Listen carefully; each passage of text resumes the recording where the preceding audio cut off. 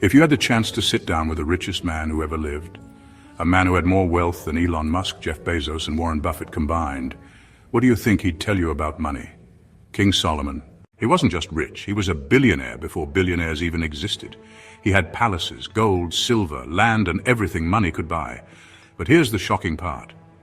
Despite having it all, Solomon still struggled with the same questions people face today. What is wealth and what actually matters?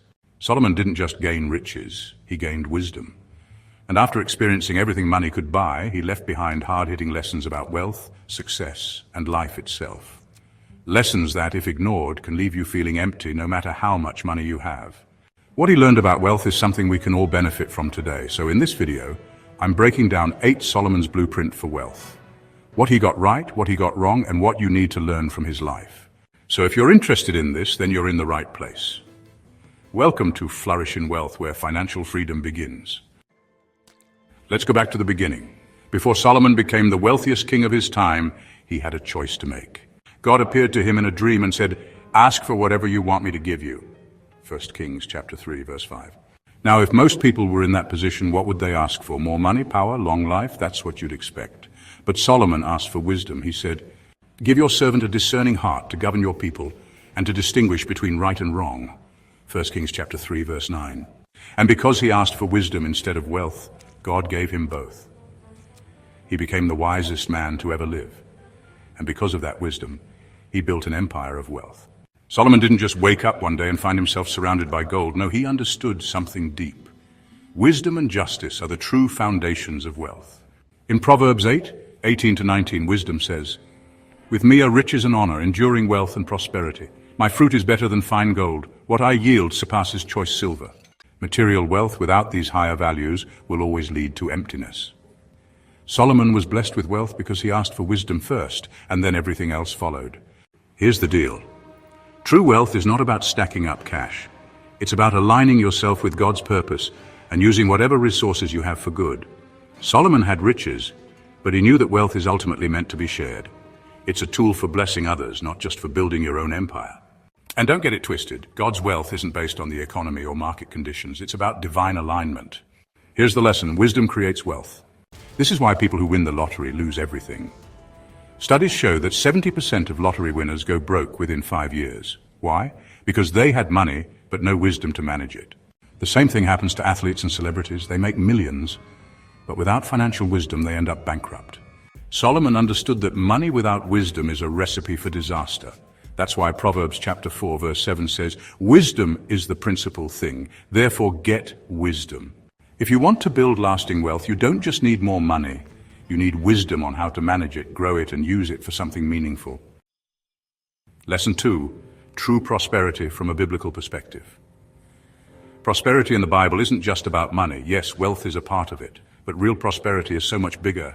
Solomon had tons of wealth, but his real prosperity came from something much deeper, his relationship with God and his wisdom.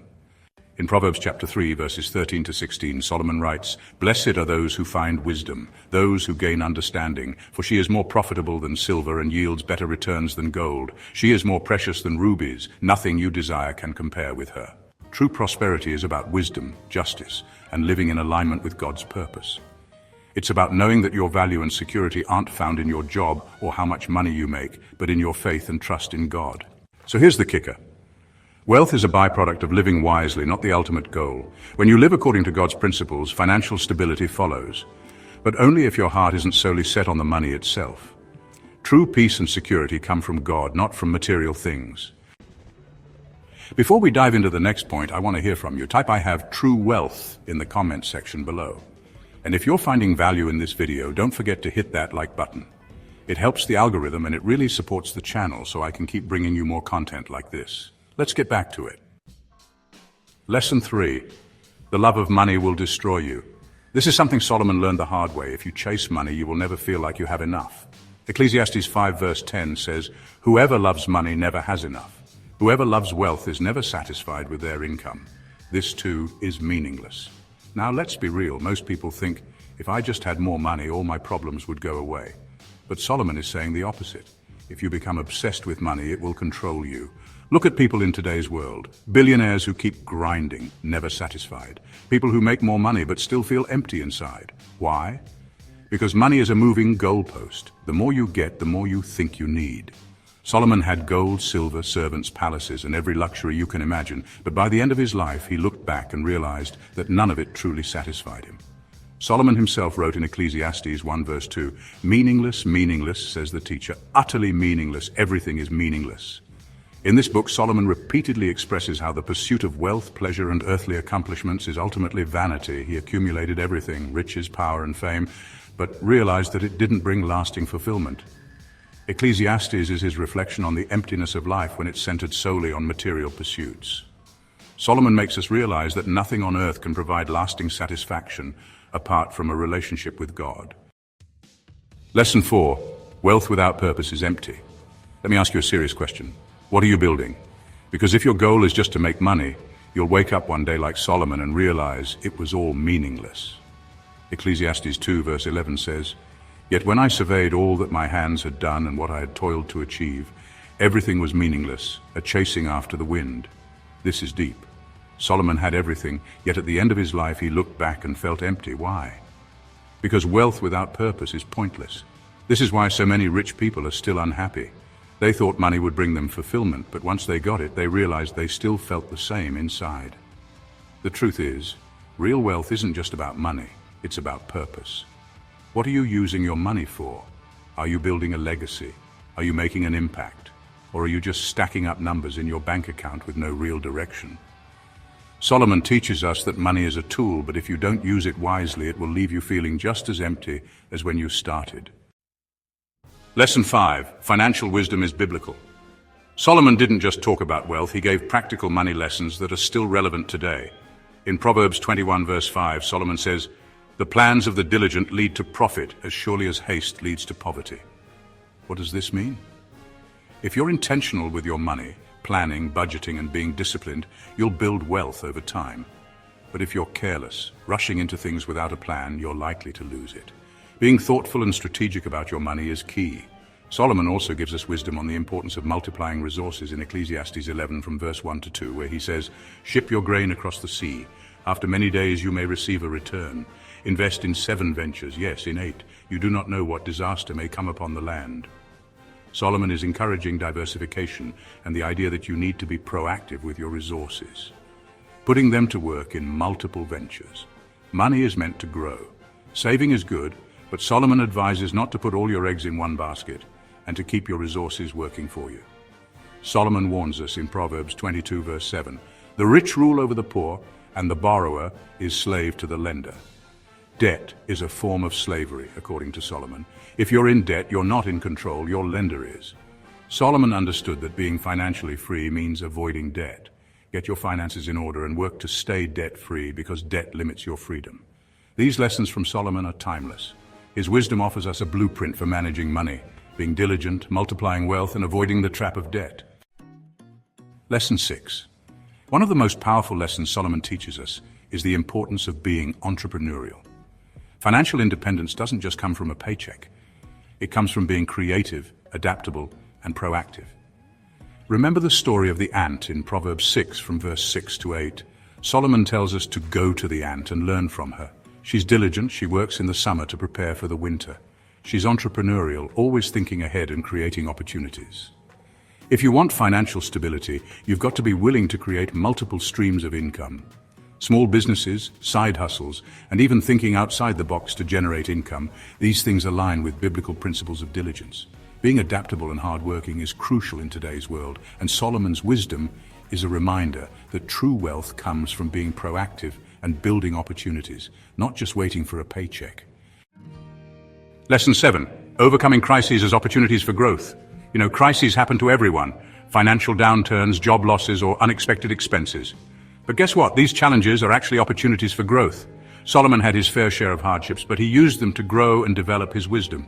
Ecclesiastes 3 verse 1 reminds us that there's a time for everything. A time to be born and a time to die, a time to plant and a time to uproot. So when financial crises hit, don't panic. See them as learning opportunities. God uses challenges to shape our character, build our faith, and help us grow stronger. Lesson 8. Persistence is the key to financial success. King Solomon, the wisest and wealthiest guy to ever live, also had a ton to say about persistence. In Proverbs 12 verse 24, Solomon says, "Diligent hands will rule, but laziness ends in forced labor." In other words, consistent work pays off. If you keep grinding, putting in the effort day in and day out, you'll eventually see the results.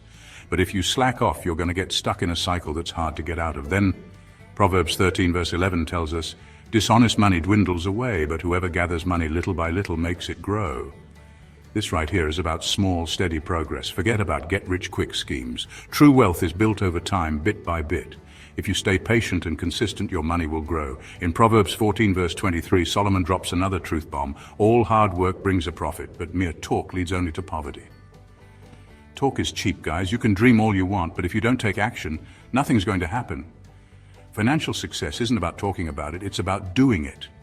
And this one's key. Ecclesiastes 11 verse 6 says, "Sow your seed in the morning, and at evening let your hands not be idle, for you do not know which will succeed, whether this or that, or whether both will do equally well."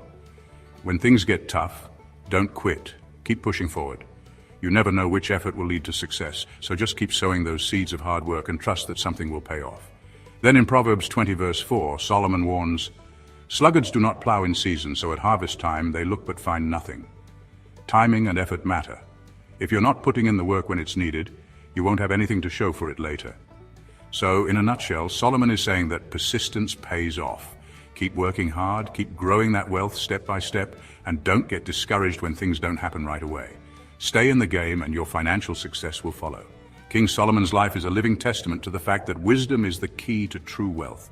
He had everything the world could offer, but knew that wealth without wisdom, purpose, or alignment with God's principles is ultimately meaningless. So if you're chasing after wealth, remember that real success isn't just about stacking up money.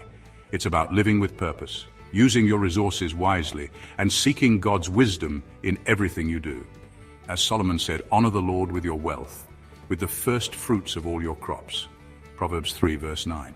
Wealth is a tool, but your relationship with God and the wisdom He gives are the true keys to success. Now guys, it's time to apply these principles in your life. Wealth isn't a destination, it's a journey. And with the wisdom Solomon left us, you can make that journey one that leads to both financial and spiritual success. Hey, if you enjoyed this video and found it helpful, make sure to check out my other video here for more money tips and ways to take control of your finances. You won't want to miss it.